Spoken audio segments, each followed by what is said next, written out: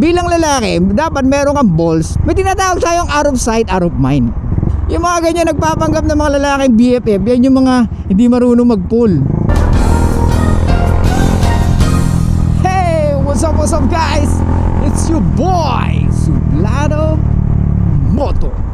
Okay, for today's vlog, let's talk about ang nag-comment sa ating comment section. So, ang kanyang concern is, binlock siya ng ex-girlfriend niya. What? So, ang tanong niya sa akin is, bakit daw ba kailangan pa siyang i-block nung ex-girlfriend niya? Ano naman daw kung kilala niya yung bagong boyfriend ng ex-girlfriend niya? Eto Brad, tanong ko sa'yo, anong pake mo? What? Ex ka na, di ba? Unang-una, social media ng girlfriend mo yun. Wala kang magagawa doon, di ba? Kung ano man ang gustong gawin niya sa social media niya, it's up to her. Kahit ako, wala akong magagawa doon, di ba? Tsaka ito Brad, I think the guy is know what he's doing. Kasi binura ka na eh, binla ka na eh. Ibig sabihin, kailangan yung pass hindi makastorbo sa present relationship. Ako man na nasa situation ng lalaki, talagang pabubura ko lahat. No more male friends, no more BFF. That's BS bro. BFF my puwet. Ano yun? BFF daw. Yung mga ganyan nagpapanggap ng mga lalaking BFF, yan yung mga hindi marunong mag-pull.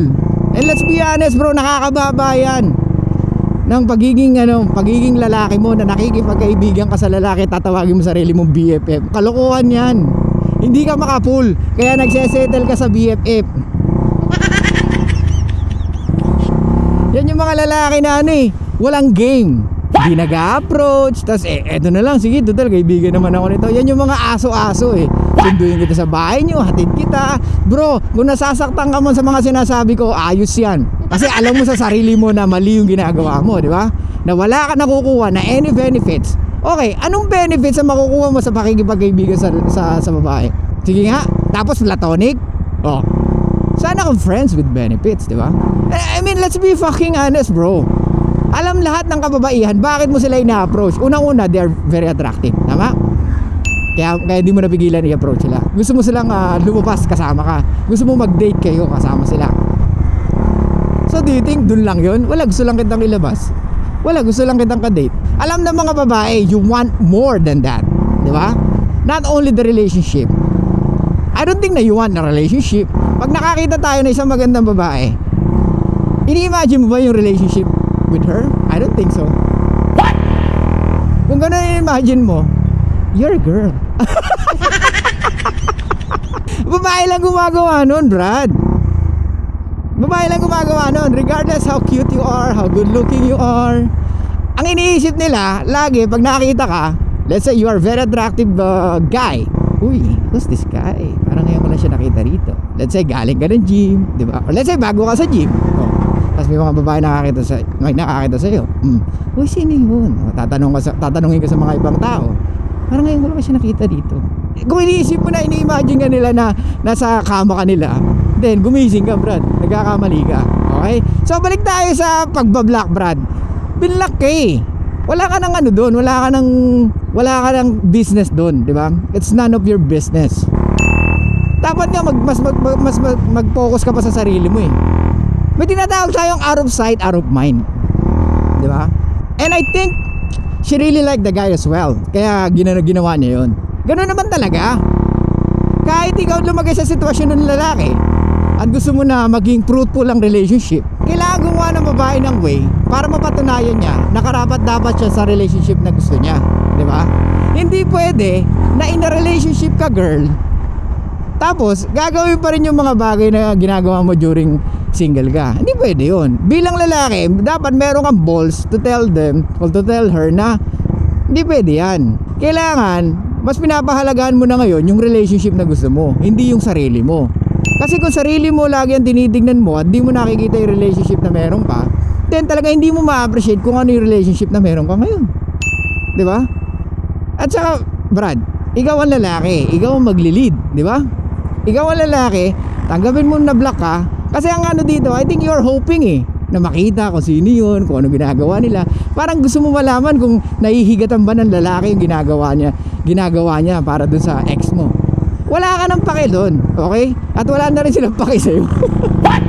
Kaya, the moment na tinanong mo yun, is parang, you are crying out for help. Parang gusto mo nang, ba't ganun, binak niya ako? Wala naman akong ginagawa, tanggap ko naman. Hindi ganun, Brad. Stop whining, okay? Hayaan mo na siya. Ganun talaga. Hindi kayo pwede mag-set ng huwag mo akong bablock ha. Hindi pwede yun. Okay, let's say for example may usapan kayo. Basta kahit maghiwalay tayo, walang block ha. Basta ano lang ha, ano lang, civil pa rin. No, hindi ganun, Brad. Kahit na ganun ang usapan nyo, ibig sabihin mangyayari yun. No, it's not. Unang-una, hiwalay na kayo. Okay? So none of your business para tignan pa or makita pa kung ano yung mga ginagawa niya. You need to focus on yourself. This is the right time to pull more girls in your life. This is the right time to learn the game. Kasi during the time na maybe you are in a relationship, you are only too focused on her. Hulaan ko, siya nakipaghiwalay, tama? Kasi ikaw daw nag-message sa akin ng ganyan eh. Di ba? Kasi unang-una, kung ikaw nakipaghiwalay, you don't fucking care. Kahit na burahin ka or i-block ka pa niyan, di ba? Kahit na siraan ka pa niyan sa social media, you don't care at all, di ba? Kaya most likely siya yung nakipag-break, kaya ganyan. Anyway, so yun bro, this is the right time to listen to all of my video. Yee! I'm not saying na it can change your life, but at least it can give you some insight kung ano yung mga dapat mong gawin. I'm not saying na magbabago ka totally 100%, but at least you will have an idea what to do. Diba? So hayaan mo na sila, Brad. Wish them well. Diba? Good luck to them. And stop whining, stop crying. Huwag mong sayangin yung oras mo kakaisip dun sa babae na yun. Unang-unang masaya na siya sa bisig ng iba. Hindi feeling ng iba, Brad. Bisig ng iba. How dare you? Tanggapin mo na. Okay? So yun lang guys, thank you so much. I'll see you guys next time. And bye. So by the way guys, ayun, suot natin ngayon hoodie from Made in Manila. So bigay nila sa atin yan. So may binigay pa silang mga t-shirt sa atin. Minsan suot natin, pakita ko sa inyo.